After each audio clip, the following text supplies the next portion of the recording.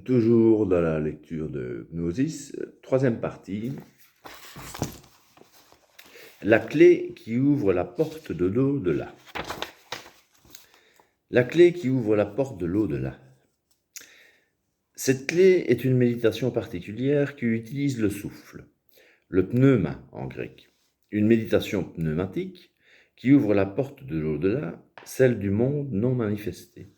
Une méditation rarement évoquée dans les livres car c'est une méditation purement gnostique. Avant de la décrire en détail, donnons quelques rappels utiles sur la, ou plutôt les, différentes méditations. La méditation est une pratique millénaire, devenue maintenant très tendance dans nos sociétés occidentales ces dernières décennies, surtout depuis l'identification de l'ennemi suprême, le stress. Cause première de toutes les maladies contre lesquelles la méditation serait l'arme suprême. Le plus célèbre méditant fut Gautama Siddhartha, le plus connu sous le nom de Bouddha, qui connut l'éveil il y a déjà 2500 ans, et ce, grâce à la méditation. Tous les livres de méditation ont un caractère commun. Aucun d'eux n'explique clairement et précisément quel est le but de la méditation, souvent confondu avec relaxation. Conséquence, des milliers de gens méditent tous les jours, certains plusieurs fois par jour et comble, ne savent pas vraiment dans quel but, si ce n'est d'atteindre une hypothétique éveil et illumination comme le Bouddha, un objectif que 99,99% d'entre eux n'atteindront jamais. Il existe des dizaines et des dizaines de formes, de techniques ou de méthodes de méditation, tout aussi peu explicites les unes que les autres. Voici une timide classification pour s'y retrouver. La plus ancienne forme est issue du yoga indien et consiste en 3 phases. Le dharana, ou apprentissage de la concentration avec une attention toute particulière sur la respiration, puis le dhyana, la méditation proprement dite, et stade suprême, le samadhi, la contemplation par laquelle le penseur, pensée et objet se fondent en une seule unité. Seul un maître y parvient après toute une vie consacrée à la méditation et à rien d'autre. Hyperactif, occidentaux impatients, pressés et stressés, s'abstenir. Plus précisément introduite en Occident, la méditation pratiquée par les lamas tibétains que l'on approfondit durant le célèbre retraite de 3 ans, 3 mois et 3 jours, ni plus ni moins, qui inclut 100 000 prosternations rituelles. Elle consiste d'abord en l'apaisement des pensées et des agitations de la méditation dite shinée, pour amener progressivement l'esprit à un état de quiétude et de grande clarté. Shinée conduit à une deuxième phase de méditation appelée l'aktang, ou vue pénétrante, qui permet de s'engager dans le processus de la reconnaissance de la nature de l'esprit. Tout cela sous la direction spirituelle d'un lama, si vous en avez un sous la main. Ajoutons pour la petite histoire que la simple méditation ne suffit pas. Il faut aussi digérer l'enseignement de ces lamas, un enseignement basé sur des textes anciens écrits en pali, en sanskrit ou en tibétain. Des écrits contenant moult répétitions, métaphores et histoires, à dormir debout comme il était d'usage dans ces pays il y a bien longtemps pour expliquer des principes simples, en les compliquant au maximum pour faire savant. Et cela vaut aussi pour les vieilles histoires gnostiques. Des écrits qui, plus est, sacrés, que des exégètes passeront toute leur vie à lire, relire et même pour certains à apprendre par cœur afin de se les réciter à longueur de journée. Le fait n'est pas unique, on le retrouve dans toutes les religions. Et encore plus radical, la méditation zen issue du bouddhisme japonais qui enseigne de méditer dans un esprit mushotoku, c'est-à-dire sans but ni esprit de profit, et plus fort, de méditer sans méditer et de penser sans penser. Cette méditation est très simple à apprendre, car il n'y a tout simplement pas d'enseignement, mais très compliqué à pratiquer.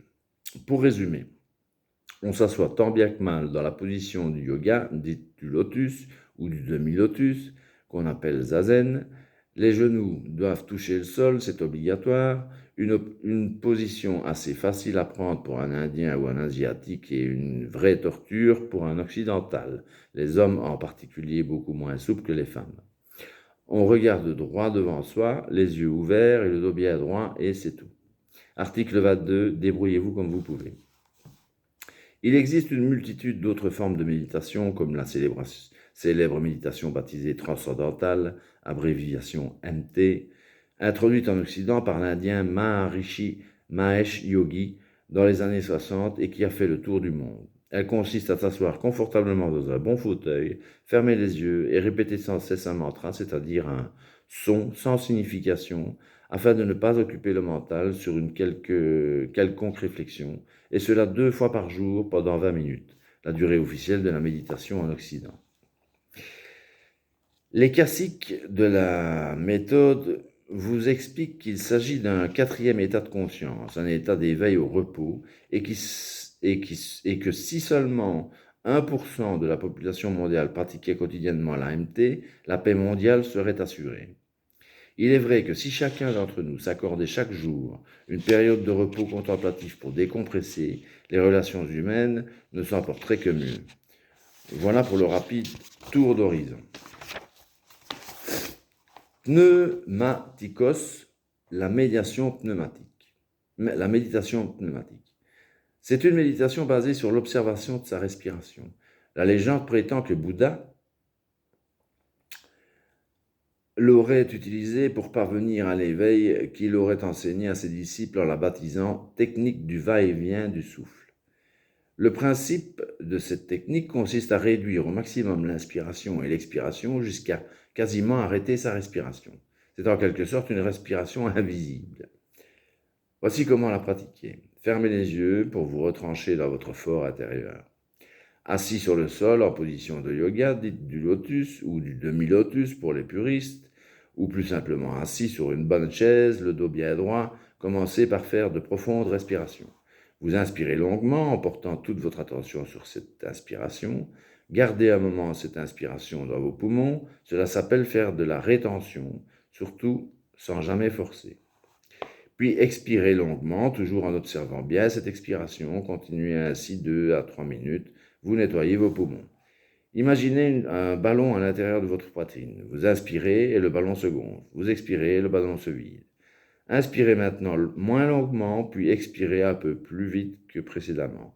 Observez votre respiration sans faire de commentaire mental.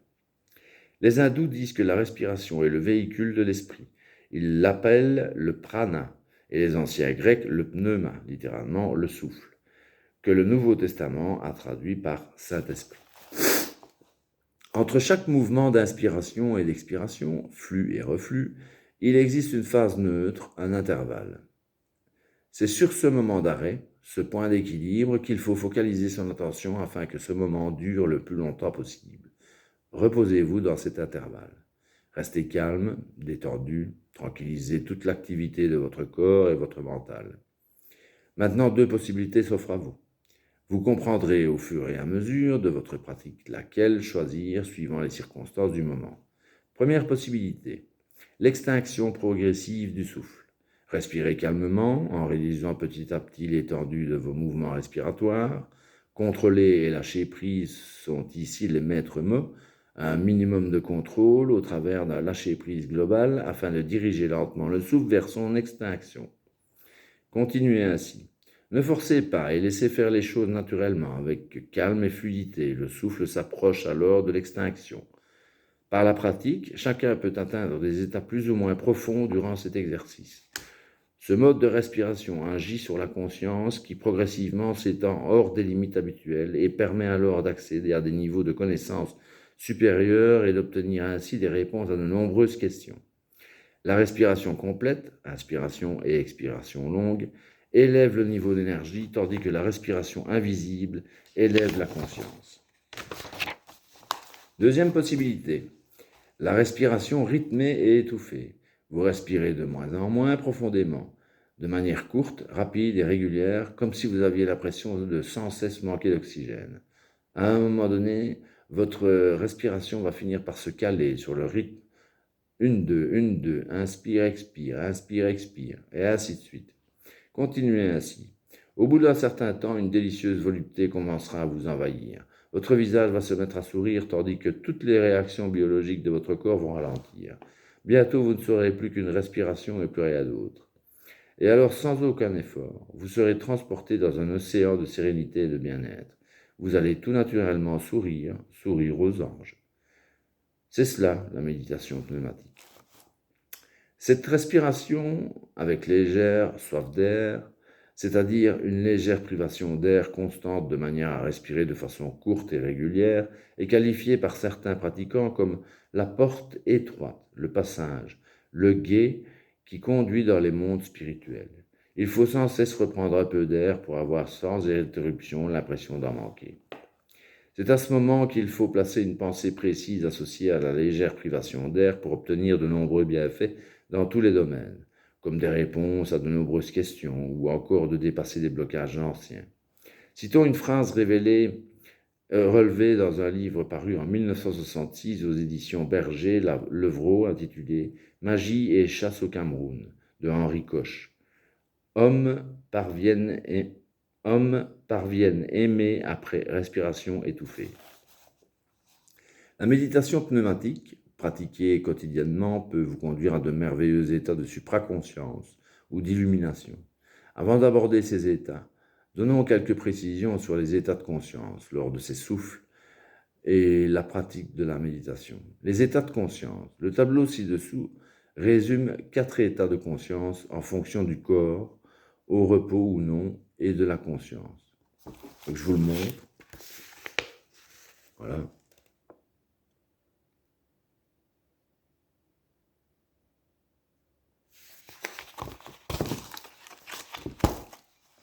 Alors, l'état d'éveil est un état de grande quiétude, autrement dit, un calme mental, une conscience pure débarrassée des pensées parasites. Ce moment unique est appelé en anglais le still point, le point immobile, le point tranquille, objectif de toute bonne méditation. L'art des souffles du Qigong. La technique du va-et-vient du souffle est utilisée par les maîtres taoïstes chinois du kung-fu qui accumulent l'énergie provenant du prana ou chi ou ki en japonais dans 3 centres principaux. Le centre inférieur a 3 travers de doigts au-dessous du nombril, le hara ou tan tien en chinois. Le centre médian dans la région du cœur et le centre supérieur dans la tête derrière le front. Voir aussi page 78. Donc, on verra plus tard. L'énergie s'accumule d'abord dans le centre inférieur. De là, elle peut, pour l'homme commun, s'extérioriser dans l'acte sexuel ou remonter de façon désordonnée dans la région du cœur ou de la tête, dans la colère ou la peur, ou bien être consciemment dirigée pour l'accomplissement de tâches précises. C'est en effet lors de l'expiration maîtrisée que l'on peut contrôler la circulation de l'énergie. L'utilisation des mantras. Mantra est un terme sanskrit qui signifie arme ou outil de l'esprit. Formule, souvent sans signification, répétée régulièrement pour évacuer les nombreuses pensées parasites qui interviennent durant la méditation. Le plus célèbre mantra est celui du son primordial Om, le mantra sacré du Tibet. Différentes prononciations, Om, Aum, Aum. Si cela vous aide, vous pouvez au début utiliser un mantra dont le son vous plaît. Par exemple, vous prononcez mentalement O ou A et imaginerez l'air, le prana, qui gonfle vos poumons et à l'expiration, vous prononcez ou en imaginant l'air qui ressort. D'autres mantras, A, inspire, expire, Chi, inspire, ring, expire, Chi, inspire, expire. Vous pouvez aussi inventer un mantra qui vous convient et qui vous parle, comme pneu, inspire, ma, expire, a, inspire, mour, expire. La durée de la méditation, il n'y a pas de durée établie. Disons que 20 minutes est un minimum, mais c'est généralement après 45 minutes de méditation que des expériences particulières se déclenchent. Par contre, au-delà d'une heure, il survient souvent une envie irrésistible de faire autre chose. Inutile alors de continuer. Et il y aura des jours où, quand ça ne veut pas, ça ne veut pas. Alors n'insistez pas, c'est comme ça, il faut faire avec. C'est comme pour les marées. Il y a des périodes de grande marée et des périodes de petite marée. Surtout, ne soyez pas déçus. Vous vous êtes reposé mentalement et physiquement, vous en avez profité pour vous suggérer des motivations positives, votre corps et votre santé vous en seront gré. Et puis d'autres jours seront bénis. Pourquoi? Mystère. Mais ces jours-là, vous irez très loin dans le calme mental, dans l'expérience du point immobile, du still point. Un moment idéal pour implanter une suggestion, le monoïdéisme, l'idée unique qui se réalise. Durant ces moments, vous avez orienté votre mental vers les régions silencieuses de la conscience pure pour finalement devenir conscient de la conscience elle-même. C'est l'objectif, vous avez accédé au monde non manifesté. Vous pourrez alors vous détendre totalement et vous ressourcer dans cet état de conscience sublime ou en profiter pour implanter dans votre conscience latente, votre inconscient, pas si inconscient que ça, des suggestions choisies à l'avance. Des suggestions d'amélioration thérapeutique, de changement, etc. Le mental fonctionne au ralenti. Il n'y a plus aucune résistance, alors ne vous gênez pas. La méditation pneumatique devient alors auto-hypnotique et vous permet ainsi de prendre avantage de deux méthodes, la méditation et l'auto-hypnose. À propos du monde non manifesté, espace, temps, conscience, vibration. N'oublions pas que l'espace et le temps sont un état particulier de conscience. Il n'existe pas d'espace sans temps, pas de temps sans espace. Les structures et les phénomènes que nous observons dans la nature ne sont rien d'autre que les créations de notre esprit, mesurant et catégorisant. Les lois fondamentales de la nature ne sont que des créations de l'esprit humain. En fait, le monde extérieur est un monde abstrait. Ce sont des ondes et des vibrations. Il faut la présence d'un cerveau pour que s'installe une situation concrète. L'œil ne voit rien, il capte des ondes, tout comme l'oreille capte des vibrations. Une onde est une vibration d'un nombre de fois par seconde.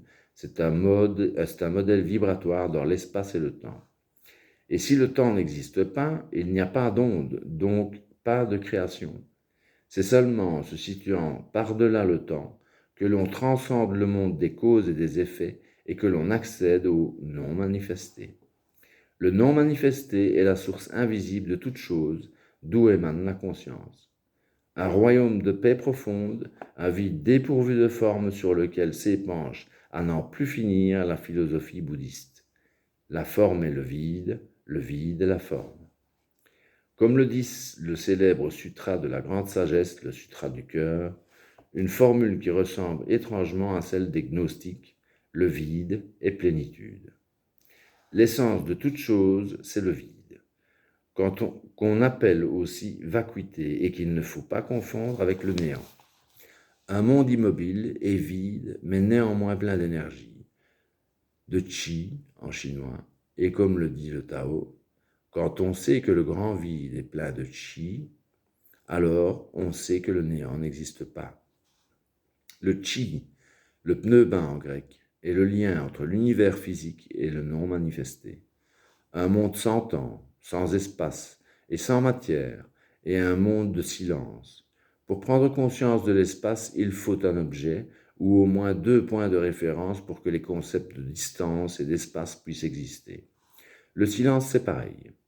Il faut un son pour donner une vie au silence. Tous les sons naissent du silence.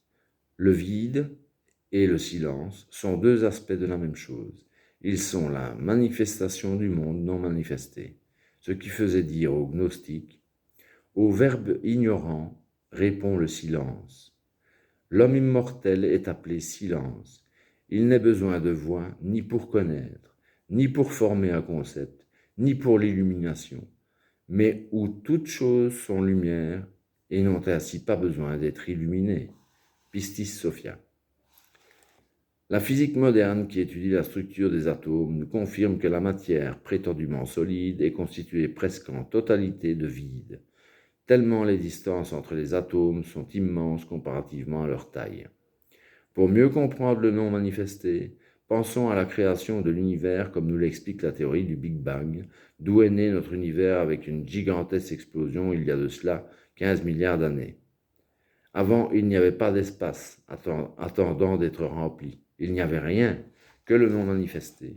Un vide, mais un vide plein d'énergie. Et soudain, l'un est devenu multiplicité. Le non manifesté est un monde de vide, de silence et de conscience pure. Chaque nuit, vous avez accès au monde non manifesté. Quand vous dormez très profondément durant la période de sommeil, sans rêve, une période où il n'y a rien à dire pour la bonne raison qu'il n'y a aucun contenu, mais une période essentielle pour votre survie puisqu'elle est consacrée à la récupération et à la réparation des tissus endommagés de votre corps. Profitons de l'occasion pour tordre le cou, encore une fois, à toutes ces innombrables histoires d'apparitions, de visions de guides spirituels, d'archanges, d'anges ou de démons, de saints, de Christ, de Bouddha, de Vierge Marie, de fantômes, de proches disparus, etc. La liste est interminable. Toutes ces visions ne proviennent pas du non manifesté, mais de votre mental, et ses croyances et des formes pensées toujours vivifiées, produites par une création mentale individuelle ou collective. Elles n'ont de réalité que celle que votre mental veut bien leur accorder. Le véritable éveil, c'est la découverte du monde non manifesté, un monde où il n'y a rien à dire pour la bonne raison qu'il n'y a pas de contenu. Un monde de pure énergie, un monde de paix et de sérénité appelé nirvana par les yogis, amour divin par les soufis, lumière divine par les gnostiques, satori par les adeptes du zen ou encore éveil pour les bouddhistes. Deux expériences merveilleuses parmi d'autres. Certains jours, très rares il faut l'avouer, si vous persévérez dans la pratique de la méditation pneumatique, vous ferez peut-être, nous vous le souhaitons, l'expérience de l'illumination. Ce pourra être durant la séance de méditation ou plus tard la nuit, généralement le matin dans le demi-sommeil.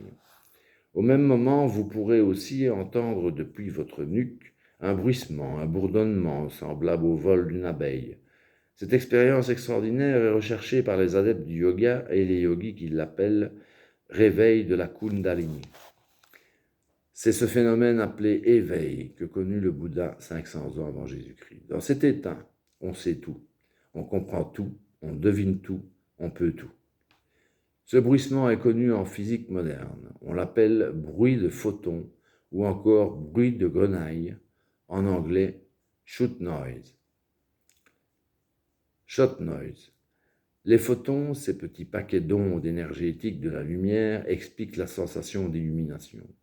D'autres jours encore, toujours sans avertissement et sans aucun effort, vous serez transporté dans un océan de sérénité et de bien-être. Vous allez tout naturellement sourire aux anges, et soudain, clic, arrivera un instant béni. Votre corps sera tout endormi, à un point tel que vous ne le sentirez plus. Seule votre conscience sera parfaitement éveillée. Tout alors devient lumineux. Le temps n'existe plus. Tout devient beau. Tout devient clair. Et sans aucun effort, votre visage sera tout sourire. La lumière se répand dans toute votre conscience. Vous êtes bien, merveilleusement bien. Vous êtes au royaume du cœur. Et soudain, dans un élan incomparable d'amour, la lumière va vous sourire. L'amor ci muove il sole e l'altre stelle. Écrivait Dante dans sa divine comédie, l'amour qui fait mourir le soleil et les autres étoiles. L'amour, le grand amour universel, à ne pas confondre avec l'amour galvaudé, vous savez ce mot qu'on emploie en lieu et place du mot copulation. C'est une expérience extraordinaire qu'on ne peut décrire parfaitement avec des mots, mais une expérience que vous n'oublierez jamais. Malheureusement, bien vite, trop vite, un bruit, une présence, une pensée vous feront revenir sur terre, mais vous aurez gardé de façon indélébile une toute petite idée de ce qu'est l'autre rive. Il faut signaler que les victimes enfermées dans les étages supérieurs des 2 tours du World Trade Center à New York lors de l'attentat du 11 septembre 2001, sentant leur fin prochaine, ont envoyé à leur portable des messages d'amour à leurs proches. Aucun message de haine ou de rancœur n'a été enregistré. L'amour est présent partout dans notre monde. Ce qu'il faut aussi savoir, quand vous atteignez de tels états de félicité, cela signifie que vous avez trompé la surveillance et les défenses de votre ego. Au début, votre ego trouvera cette méditation très amusante et il vous incitera à méditer toujours plus, jusqu'à ce qu'il réalise, très vite malheureusement, que cette méditation risque bien de le réduire à une peau de chagrin. Sa réaction ne tardera pas. Par l'intermédiaire de votre corps et de votre mental, votre ego fera tout pour vous dégoûter à jamais de la méditation. Votre corps, d'abord, va s'exprimer par de nombreux effets désagréables, tels les picotements, les démangeaisons, les chatouillements et autres nuisances qui perturberont votre concentration et par suite la relaxation exigée pour atteindre les états recherchés.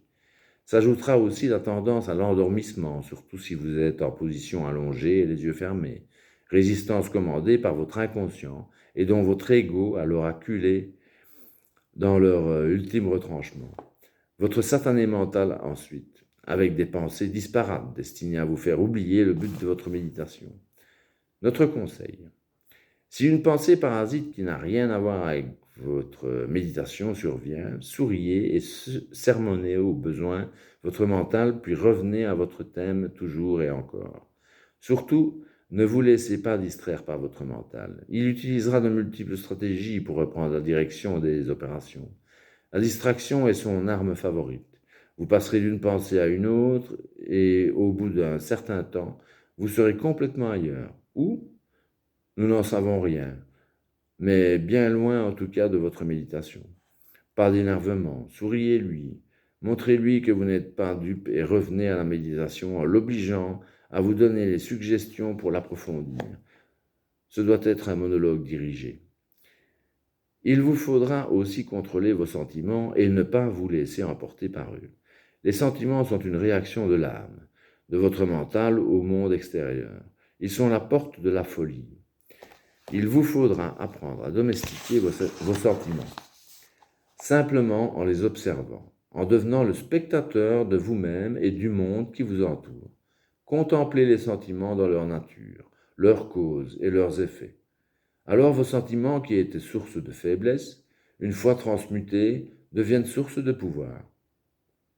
Plus vous avancerez sur la voie gnostique, et plus vous constaterez l'apparition de résistances de plus en plus pernicieuses pour contrarier votre évolution. En plus de la résistance de votre ego et de votre mental infernal, et beaucoup plus étrange et inquiétant, vous aurez très vite l'impression que de puissantes forces maléfiques et angoissantes vous agressent pour vous faire abandonner cette voie de libération. De même que les guerriers utilisent des armures pour se protéger pendant les batailles, les méditants ont besoin d'une armure psychique pour se défendre contre les obstacles et les entraves. Tout ce qui fait obstruction à l'accomplissement de la libération est nommé Mara par les bouddhistes. Mara, sanskrit, pali, est dans le bouddhisme l'esprit tentateur, démon, qui essaye d'empêcher Gautama Bouddha d'atteindre l'éveil. Notre conseil, un mal qui se reconnaît se détruit. Reconnaissez ces forces comme ténébreuses, chassez-les en pensée et rayonnez encore plus de lumière. Surtout ne cédez pas à la peur. Voyez aussi en page 71 une technique de purification par la lumière. C'est un véritable combat spirituel que vous devez engager. Voilà pourquoi ces états suprêmes de béatitude sont très rares, mais peuvent revenir à condition de continuer inlassablement vos méditations, que certains appellent prières. Le gnostique pneumatique a détruit son mental, tandis que l'illique s'est totalement identifié aux choses qui le fascinent et l'entraînent dans la destruction.